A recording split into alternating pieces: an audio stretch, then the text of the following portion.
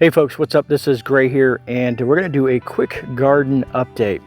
A lot of you folks, I had discussed that I was going to be doing one a couple of weeks ago, but due to unforeseen events in my life, things got put on the burner. But I did get some things done, and I kind of just want to show you what I've got going on.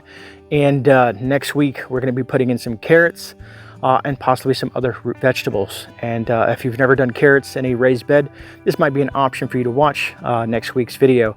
Because we're going to probably put the carrots here because it gets the most sun in this section here, and then we're probably going to do some beets, maybe some kale and some other stuff down the way, depending on how I want to set this up.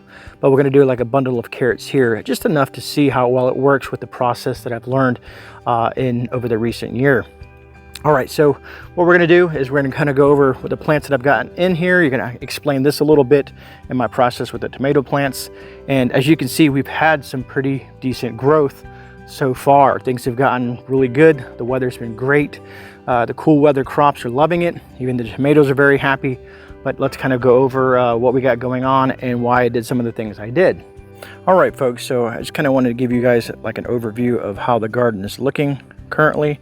We also spent time cleaning up that garden that we're probably going to put into basically herbs and anything associated with that, maybe some medicinal plants as well in the other bed. For the winter time. Florida winter is not like most winters, so we can get away with a lot more.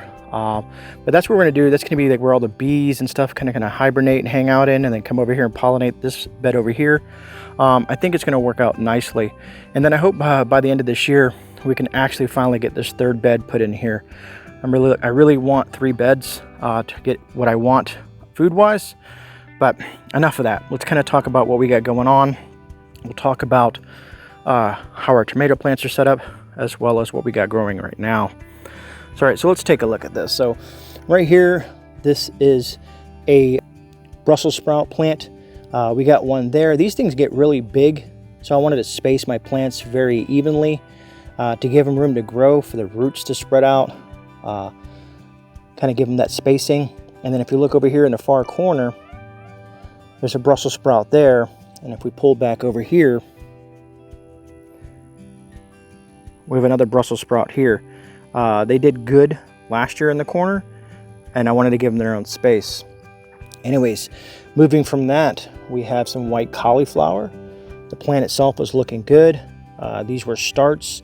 I planted them in about 2 weeks ago. They have taken root, and everything is looking good.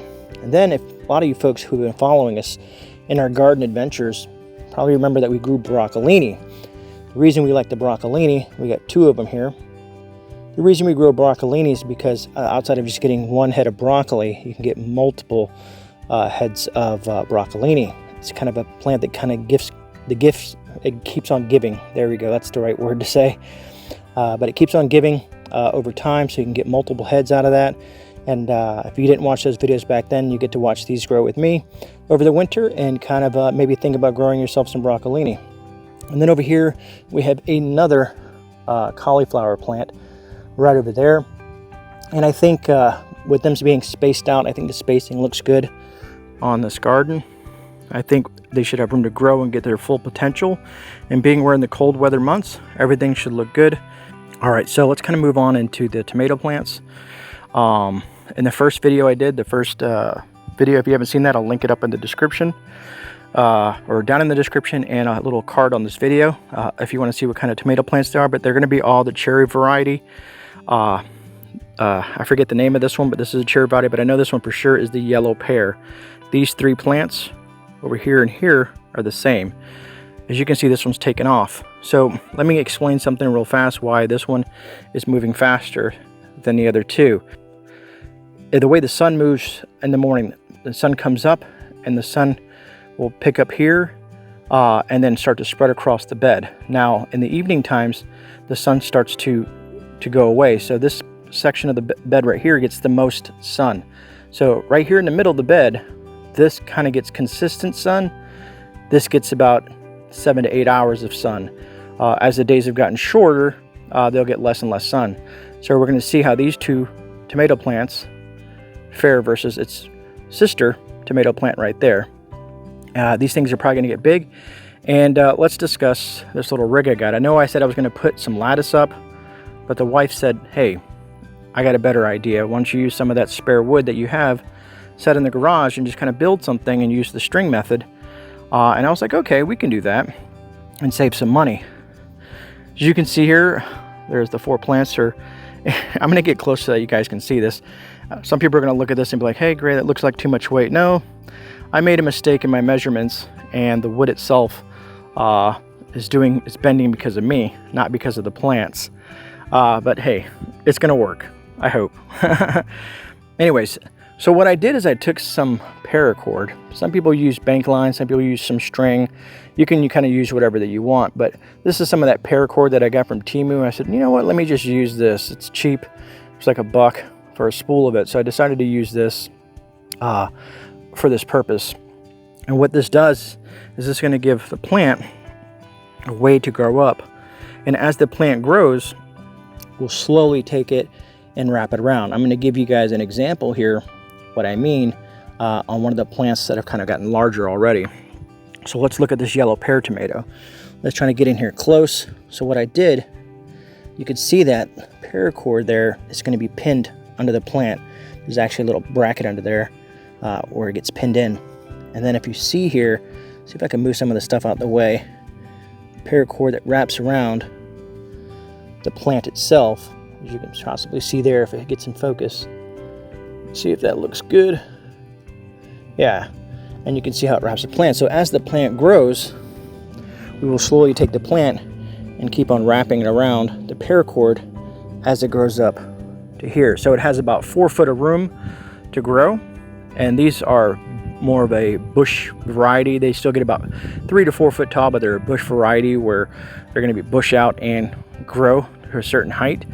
Also, what I've been doing is in the mornings I'll come out here and I'll look for buds of the flowers, and I will come over here and I'll pick them off. There's none really going right now.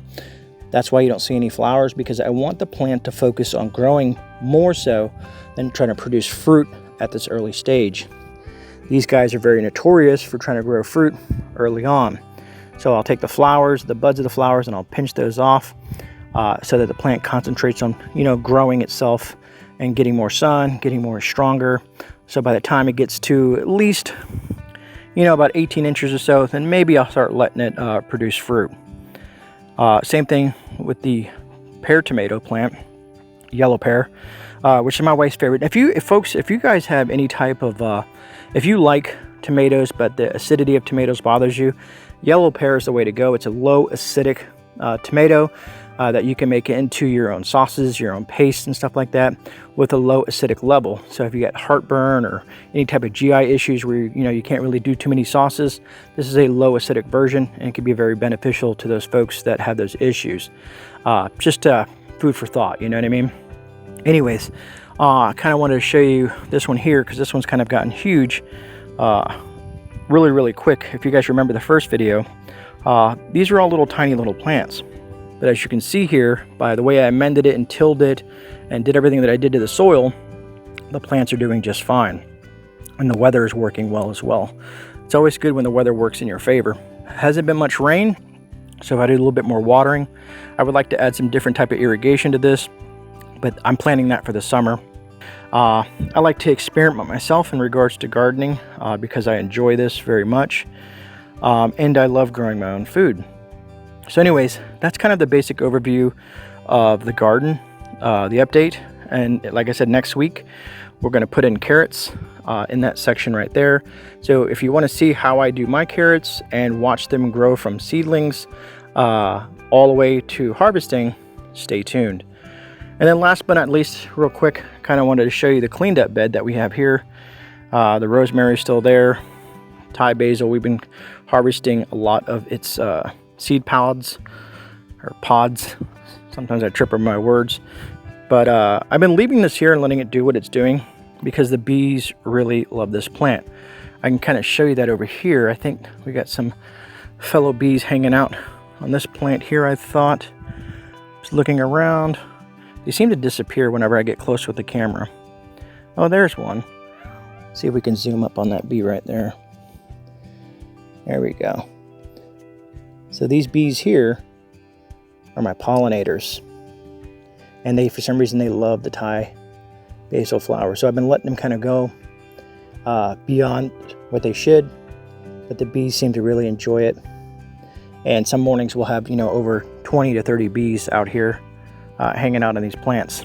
But one thing I did want to add is, so back here, see if I can get a good angle on this here, is along this whole back end section here. I don't know if you guys can see that there. Along back here, I planted some seeds all along this back area here of marigold and Thai basil. And the reason I did that is they're good companion plants for the garden. So along this back wall, we should eventually see some sprouts of basil and marigolds behind the tomato plants. That's going to help deter pests and bugs and also bring some pollinators over here.